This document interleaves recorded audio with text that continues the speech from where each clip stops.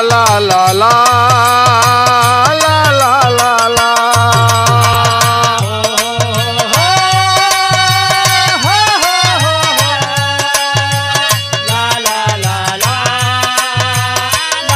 अरे वाह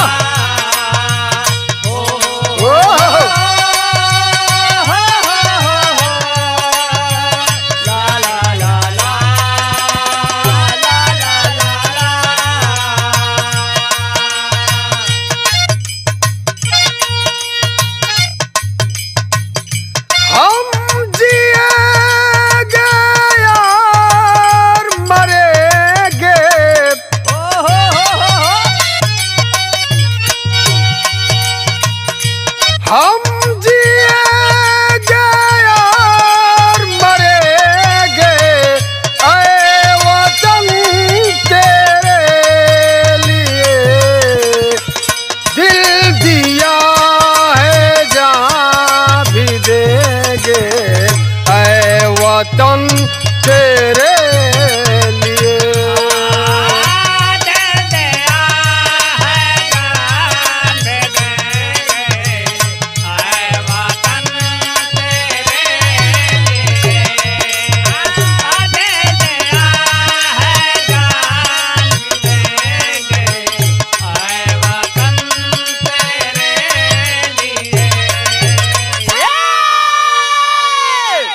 अच्छा बाबूजी, एक बिरहा आप लोगन के बीच में प्रस्तुत बा, जौने बिरहा का शीर्षक बा गुलाम देश के आजाद सिपाही। ए बिरहा काजल म्यूजिक स्टूडियो सकलडी पारसनाथ व रजनीश जुगनू की देख रेख में प्रस्तुत किया जा रहा है। और हमारे सहयोगी सलेमपुर के श्याम बिहारी प्रधान जी, राम माड़ो के सुरेश जी, प्रीतमपुर के हमारे मित्र भूपेंद्र राव वर्मा जी। बिरहा में 4 लाइन भूमिका में कहनाम बाप।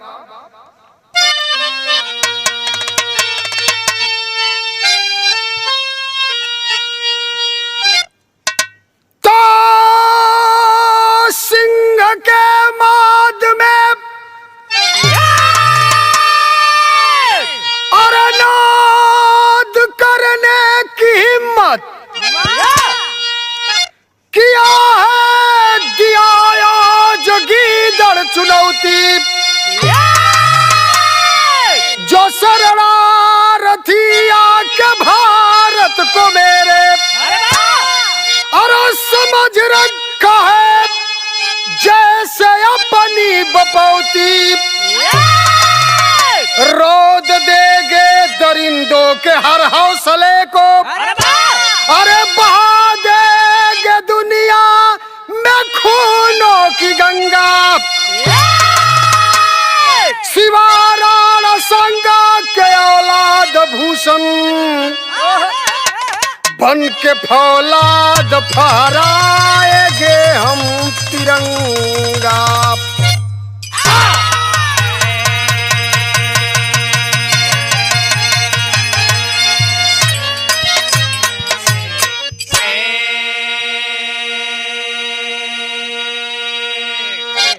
अरे राणा शिवा संगा के औलाद भूषण बन के फौलाद फहराएंगे हम तिरंगा।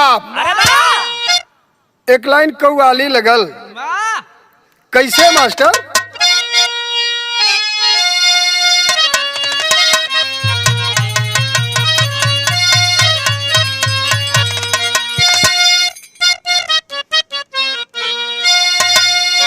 अरे जले जुल्म ज्वाला, हाँ जले जुल्म ज्वाला में जिसमें जिगर जब तो कड़ कड़ से आवाज अरे आने लगी है।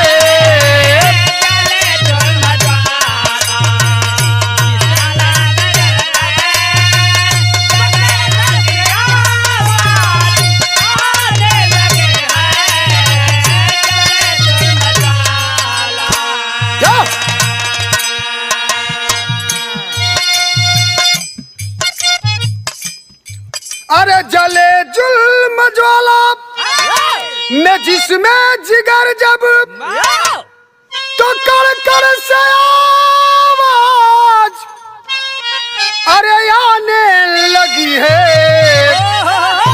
अरे लिख दे लहू से, हाँ हाँ लिख दे लहू से, अरे इबादत जो कोई तो मर्यादा की लाज जाने लगी है।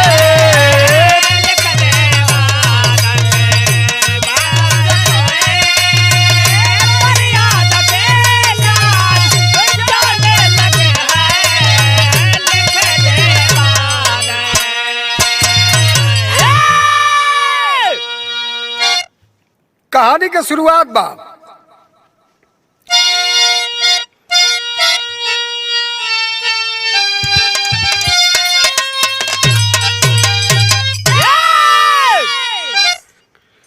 अरे खतरे में खड़ा हिमालय भारत की विमल आजादी।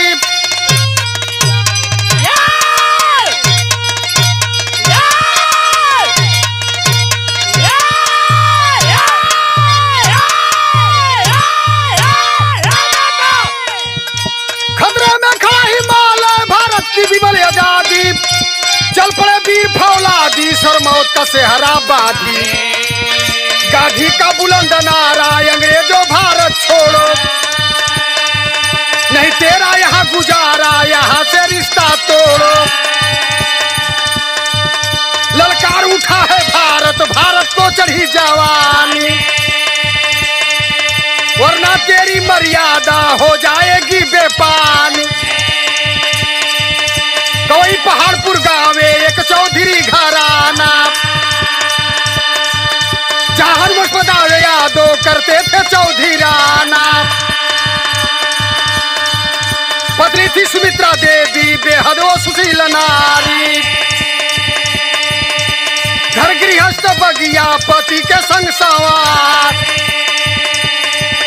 सन 1872 घर में बजी बधाई, सन 1872 घर में बजी बधाई। शिवमंगल पुत्र एक प्यारा सावित्री ने जन्माई।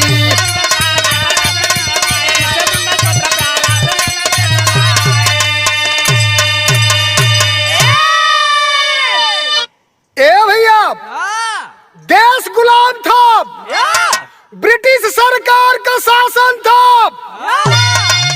अंग्रेजों का शासन सत्ता पूरे भारत के कोने कोने में था। अंग्रेज इतना अत्याचार किए भारत की धरती पे कि जर्रे जर्रे से और कड़कड़ से आवाज आने लगी, ऐ अंग्रेज भारत देश को आजाद कर दो। लेकिन ये क्रांति फूटी कहां से? जिला चंदौली के अंतर्गत थाना धानापुर, गांव कवई पहाड़पुर। वही गांव में हनुमत प्रसाद यादव अपने परिवार के साथ जीवन यापन करत हुआ। पत्नी का नाम सुमित्रा देवी बताया गया। हनुमत प्रसाद और माता सावित्री बाई के गोद से, सुमित्रा देवी के गोद से एक बेटवा का उत्पत्ति भइल।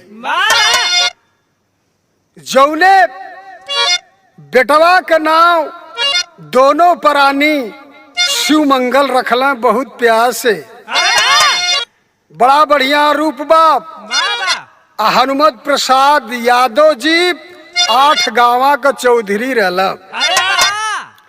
8 गांव के लोग सुनत हुआ कि अरे चौधरी जी के लड़का पैदा भैला। 8 गांव के लोग मानिंद मानिंद चौधरी हनुमत प्रसाद यादव के घरे अइला, लड़का भइले का बधाई देवा। कैसन रूप बाप, कैसन वो लड़का का बनावट बाप। कवि जी भाव लिखला,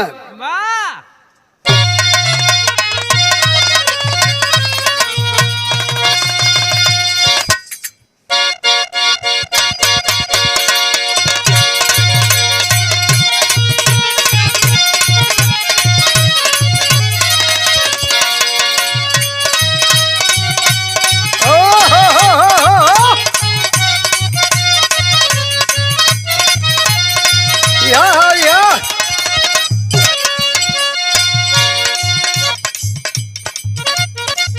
अरे सुघर सलोना लागे न टोना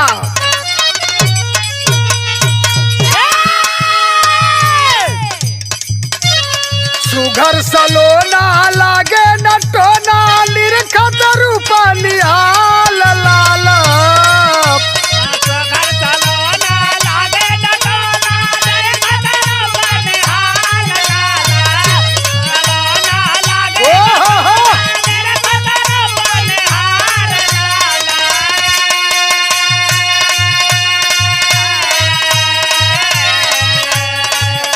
अरे सुघर सलोना लागे न टोना निरखत रूपा निहाल लाल लहसा तो बाबू माई खुशहाल लाल अरे खुशहाल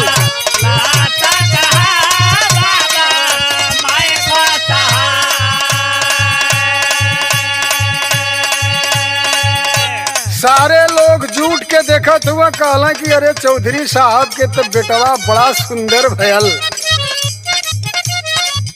आशीर्वाद देत हुआ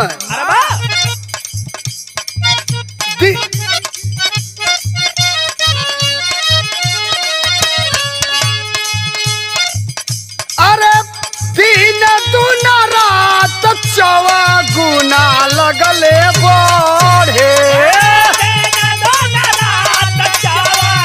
सही है ना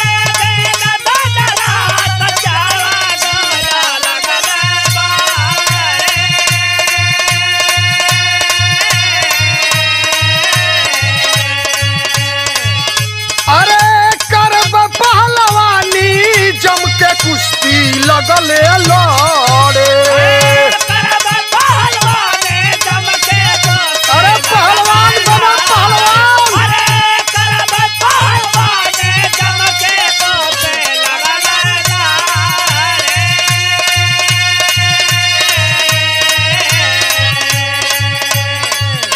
अरे चढ़ाया खाड़े पर भागे लड़वैया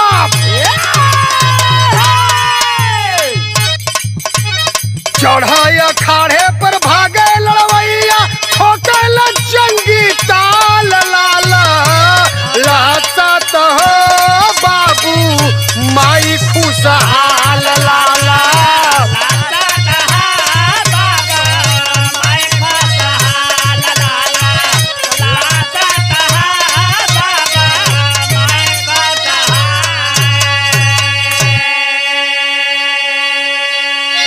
गांव के लोग यह आशीर्वाद दिला कि दिन दुना रात चौगुना बढ़ा लेकिन सोच का बा उ लड़का का अरमान का बा धीरे धीरे बड़ा भयल सुमंगल बालक और माता पिता के पास में जाके कहत कि हम कौनो काम नहीं करब हम पहलवानी करब अपने खानदान का अपने समाज का नाम रोशन करब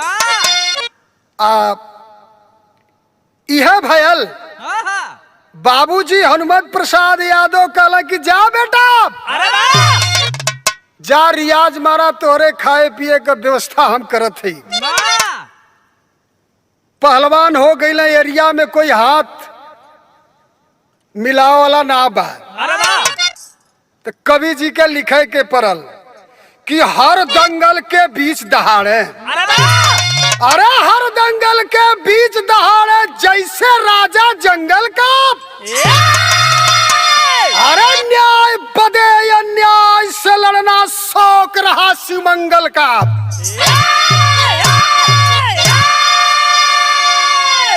अदम में साहस अथाह बल था जिनके बल का था नहीं आन मान सम्मान बदे मर मिटने का परवाह नहीं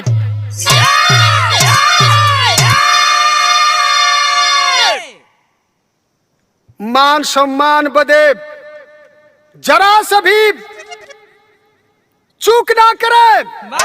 गांव में अगर 8 गांव में कहीं भी गरीबन के मजलूमन के अगर कोई सतावत है सामंती विचार के, ओई जा खड़ा हो जा शिवमंगल पहलवान कल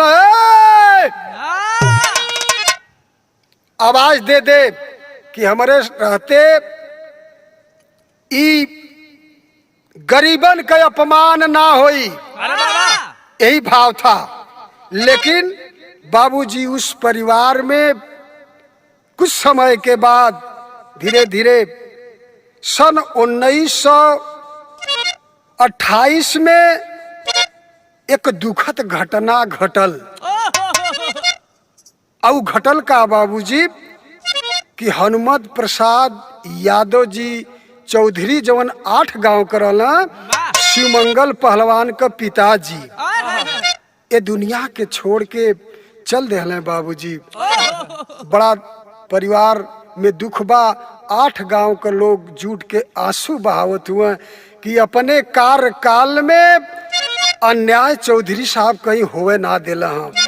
बहुत बढ़िया चौधरी रहा। क्रियाक्रम अंतिम संस्कार चौधरी साहब को बहुत सम्मान से भयल। लेकिन 8 गांव के लोग जुटल हुए आ जुट के यह अपने में विचार करत हुए कि यार चौधरी साहब तो अब हमहन के बीच में ना हुए, लेकिन ई चौधरी पद खाली हो, ई कुर्सी खाली हो, तो ये कुर्सी पर बैठे लायक के हो विचार करत हुआ। लेकिन वही में कुछ खड़ा होके बुद्धिजीवी लोग कहला कि अरे यार खोजे के ना हो, चौधरी साहब का बेटा शिवमंगल पहलवान के चौधरी बना देवल जाब।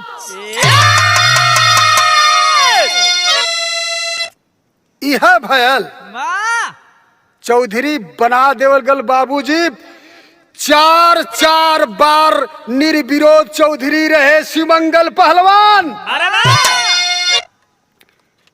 भैले के बाद हर देश का हालत बहुत खराब बा, बहुत जर्जर बा। अंग्रेजन का अत्याचार सीमा पार कर दिया। तब 9 अगस्त 1942 को महात्मा गांधी जी एक नारा दिए।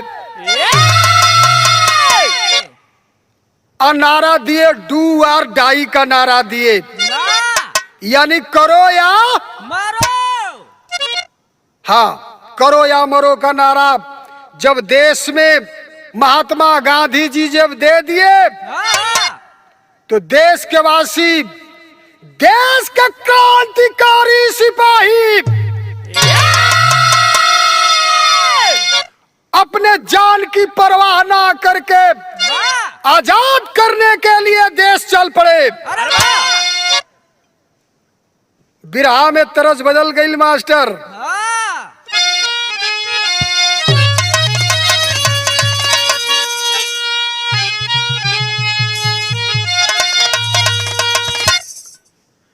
अरे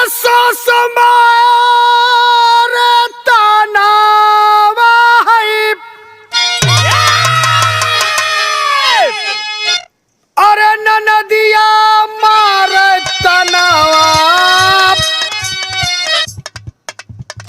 तनावा हो मारे ना। तर से बढ़िया फर्ज हो। बिरहा में भाव लगल कि अरे गरजल नागे सवाला कारे रतन सवा देसवा बागी भइले ना। अरे देसवा बागी भइले ना, आगी उगलेला रके सवा देसवा बागी भइले।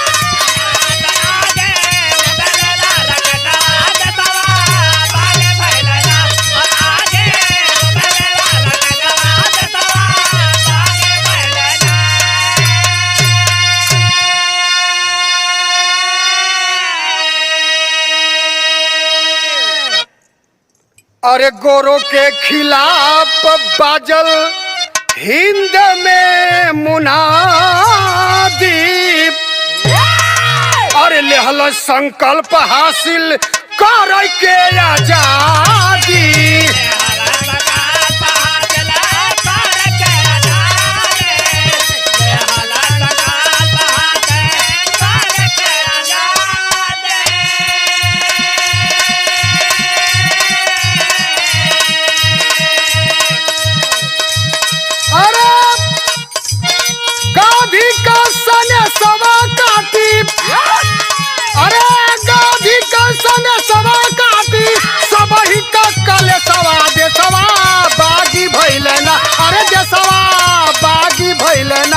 सब करा ये कहीं पारी वे सवाद सवा बागी भैलना।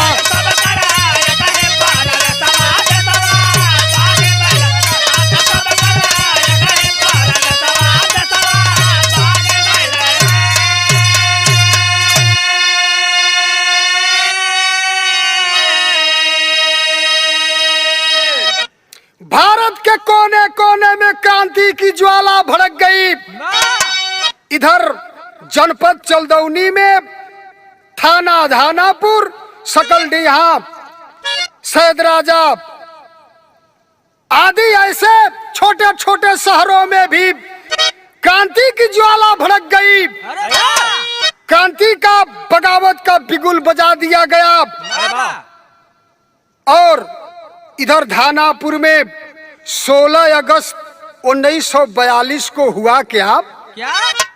धानापुर के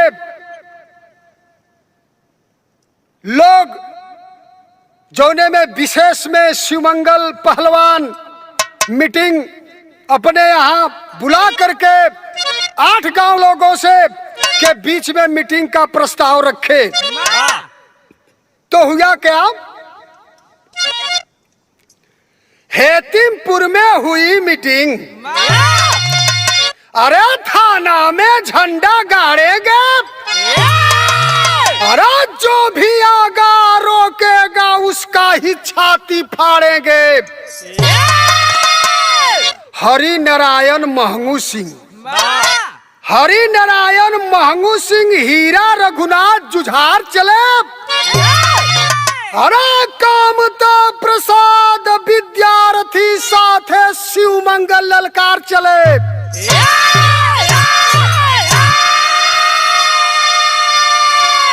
जवानन का टीम बन गई। आज अंग्रेजन के मजा चखा देवल जाई। चलो लोग हाथ में तिरंगा झंडा लेके कामता प्रसाद विद्यार्थी के नेतृत्व में कमेटी तैयार हो करके थाना धानापुर के ओर चल दिया है। आज चलल तो कवि जी के बिरहा शैली में लिखे के पड़ल।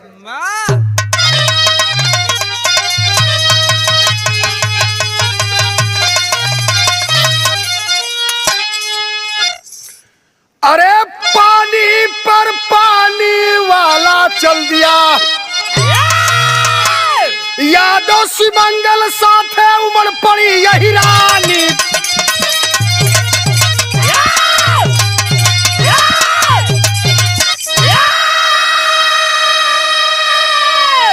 यादव शिवमंगल साथे उमड़ पड़ी यही रानी। अरे पानी पर पानी वाला चल दिया।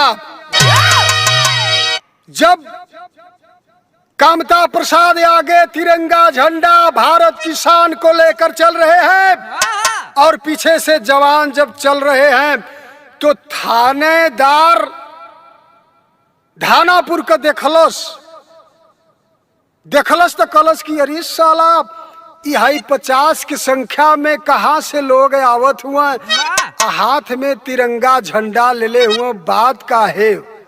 ओके शंका समाइल तो अपने अंग्रेजी सिपाहियन के थोड़ा सतर्क कर दिलस।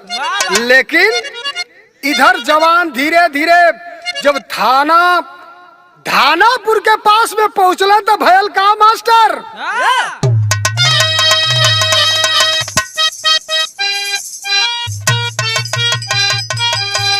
बाबा क्या बात है, क्या बात है। कि कामता ने तिरंगा को दिया, कि कामता ने तिरंगा को दिया फहराय थाना में।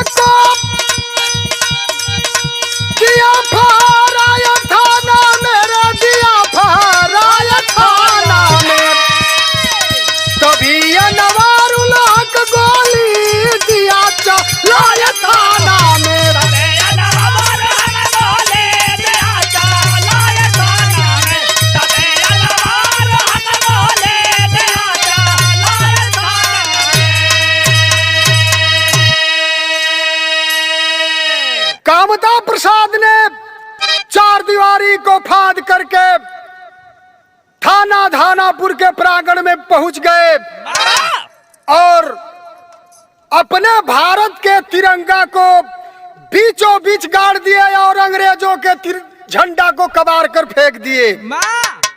तब तक अनवारुल हक थानेदार देखलस कलस की अरे साला हमारे सामने हमारे झंडा को कबाड़ दिया। आदेश दिया सिपाहियों को चला दो गोली।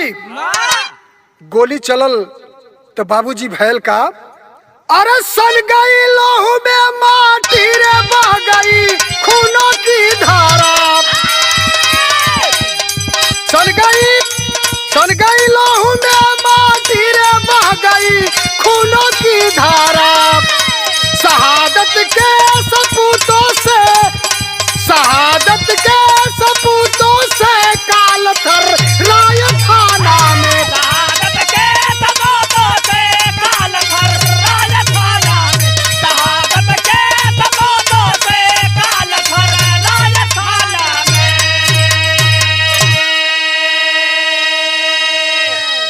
ए बाबू अंग्रेज गोली चला देलो। कामता प्रसाद विद्यार्थी के ठीक छाती के सामने गोली चला दिए, लेकिन थोड़ा सा बगल में हो गई ना कामता प्रसाद, बाल बच गए कामता। अचूक निशाना चूक गया। अरे गोली लगी हीरा सिंह को, भारत का झंडा झुक गया। अस्पताल जाते जाते महंगू रघुनाथ शहीद हुए। अरे उबल पड़ा यदुवंशी शोणित शिवमंगल चश्मदीद हुए।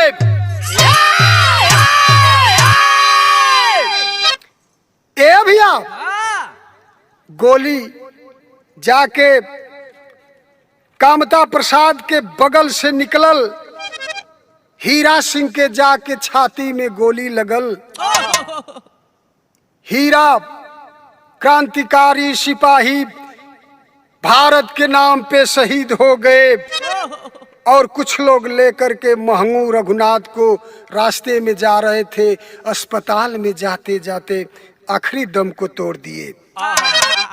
लेकिन वही जगह खड़ा हुआ शिवमंगल पहलवान कहला कि अरे साला ये हमारे सामने ऑन स्पॉट साला मार दिया गोली। अनवारुल हक गुस्सा में लाल हो करके कैले का मास्टर बिरहा में पहपट लगल।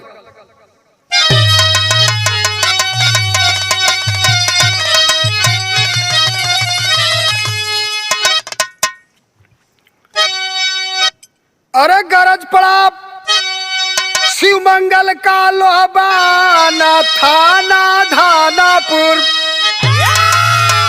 अरे गरज पड़ा शिवमंगल का लोहबाना थाना धानापुर।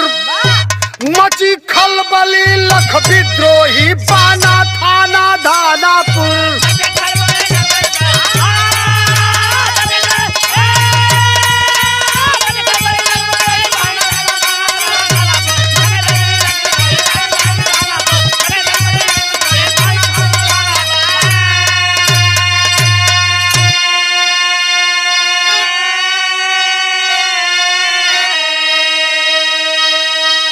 अरे देख दशा दहशत गर्दी का, अरे दिगदारुण थर्राया हो, एक लाठी शिव मंगल का, अरे अनवारुल झेल न पाया हो, अरे पसर गया धरती पर चारों खाना, थाना धानापुर, अरे बदल गया तब क्रांति के नजराना, थाना धानापुर।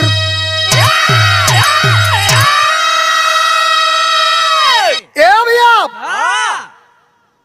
शिवमंगल पहलवान कन्हैया पर 3 काड़ा का गोजी लगावे, देखला अनवारुल हक के कि गोली चलवा दिया साला, आग बबूला हो करके 70 साल का उम्र में एक हाथे लठिया उठौले, उठाई के कैला कि एक लाठी एक हाथे मरला, तार से साले का सर फट गया, धरती पर गिरा, पट्ठा दांत चियार के मर गया, फिर उठे के शक ना बा। दादा शिवमंगल के, पहलवान शिवमंगल के चौधरी रहले के नाते और पहलवान रहले के नाते लोग जा करके उठा लिए, उठा करके जयकारा लगाने लगे, इनकलाब जिंदाबाद, इनकलाब जिंदाबाद, यही नारा लगाने लगे। लेकिन आल्हा में कहानी मिली,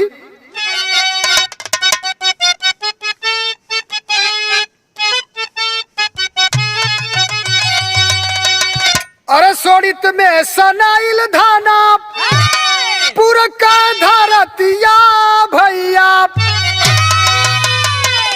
अरे अंग्रेजी सिपाही दिए गोलियां रे चला,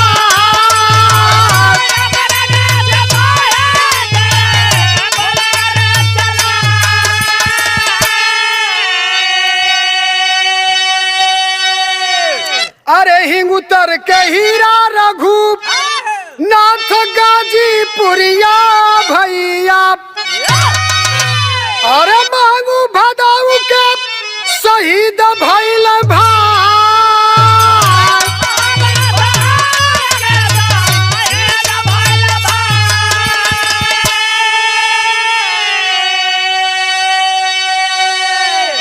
ए बाबू गोली अंग्रेज मारत हुए, लेकिन हमारे देश का जवान शहीद हो जात हुए अपने सम्मान बदे, अपने देश के लिए, लेकिन जरा से भी लड़ाई में संघर्ष में पीछे कदम ना हटावत हुए। और का भेल, अरे रामा सिंह बिशंबर सीता राम कुशवाहा बाबू, अरे कन्हई सत्यनारायण साधु राम छटपटा,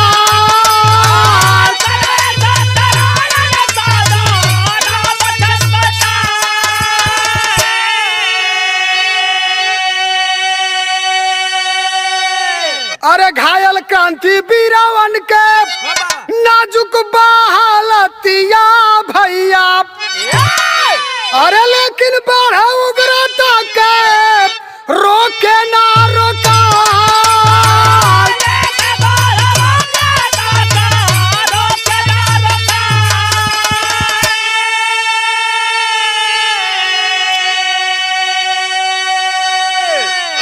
रामा सिंह बिशंबर सीताराम कुशवाहा कन्हई सत्यनारायण साधु राम, ए लोगन के घायल स्थिति में कोई उपचार करावे वाला ना मिलत है, लेकिन देखते देखते परगना महाई से जैन से लाभ उमर पड़ा,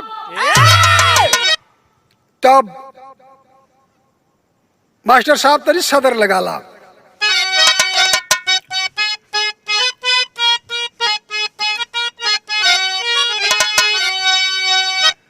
अरे इनकलाबी धावा बोले तो नेरे छाना,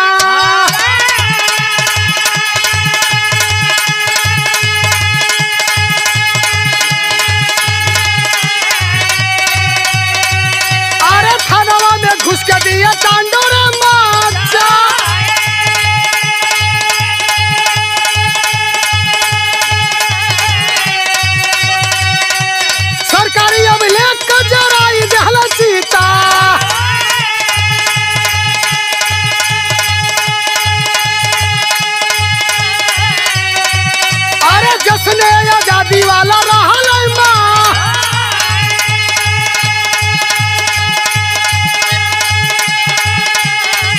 अरे सिपाही अब्बास का दीवान अब्दुल खैर।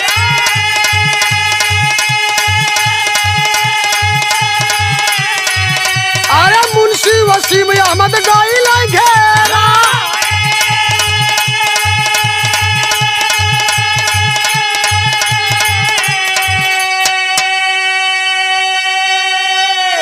ए बाबू, इनकलाब बोलते हुए जवान आगे को बढ़े। परगना महाइस से जैन सैलाब उमड़ गया और थाने के चारों तरफ से घेर लिए। सरकारी अभिलेख को आग के हवाले कर दिए।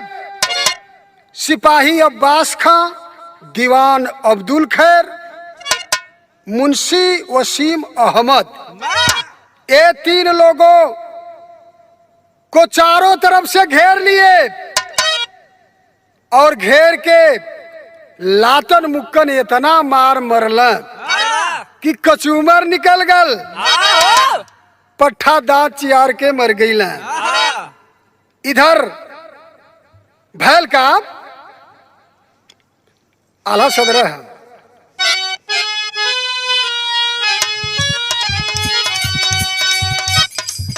अरे पीटी पीटी क्रांतिकारी का चारा बनावा।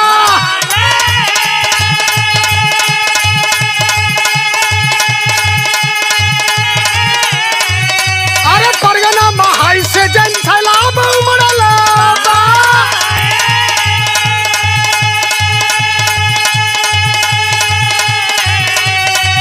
अरे खाना डाक खाना सरकारी संस्थाना।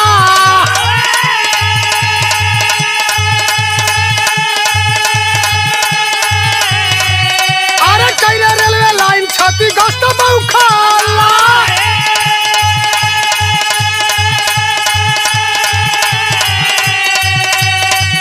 ए बाबू,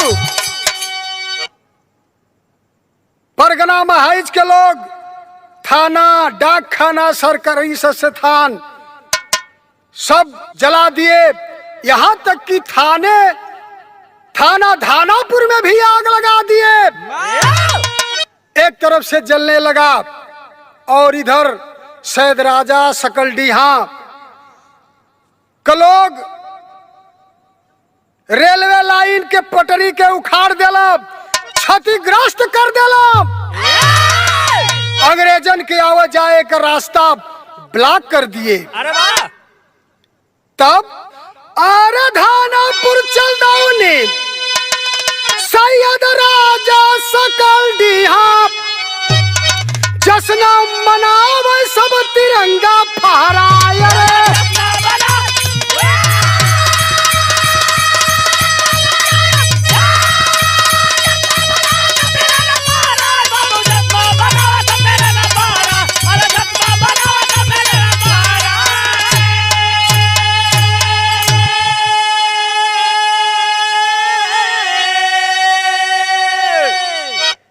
ब्रिटिश सरकार की हुकूमत की गुलामी पूरा भारत झेल रहा था।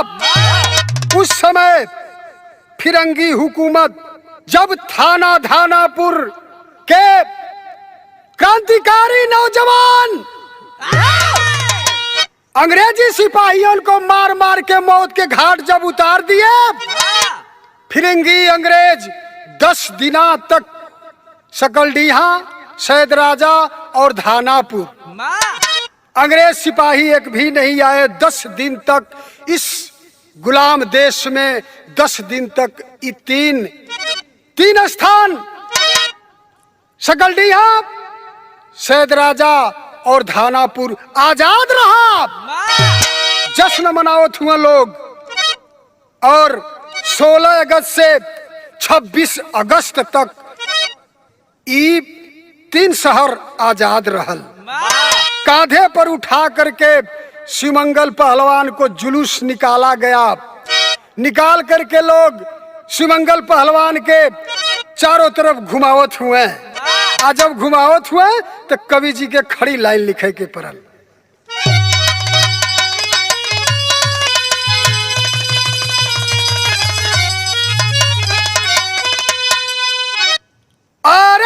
जश्न आजादी के शिवमंगल देखवला खेलावा तो जहाँ साल में एक बेर लागेला शहीदी मेला।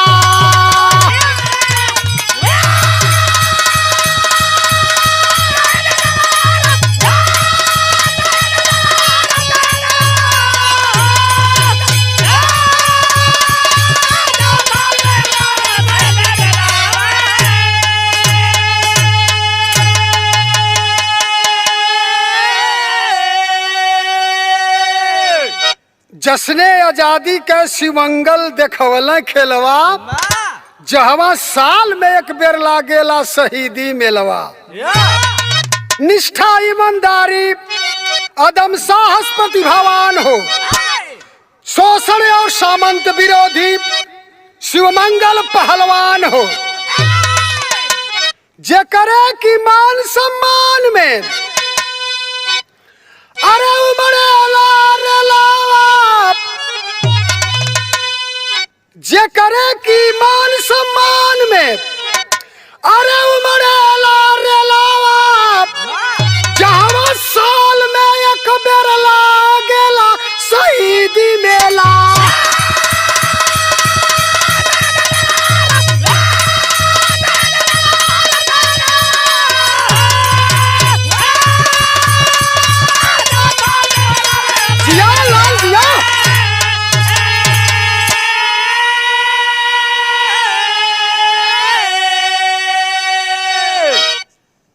भैया आज भी साल में 16 अगस्त के थाना धानापुर के बगल में शहीदों की स्मृति बनाई गई और उस शहीद स्मारक का उद्घाटन करने के लिए 16 अगस्त योजना आयोग मंत्री कमलापति त्रिपाठी जी शहीदन के स्मारक का आकर के 1973 को उद्घाटन किया और बहुत प्यार और सम्मान से अपने शहीदन के याद किए।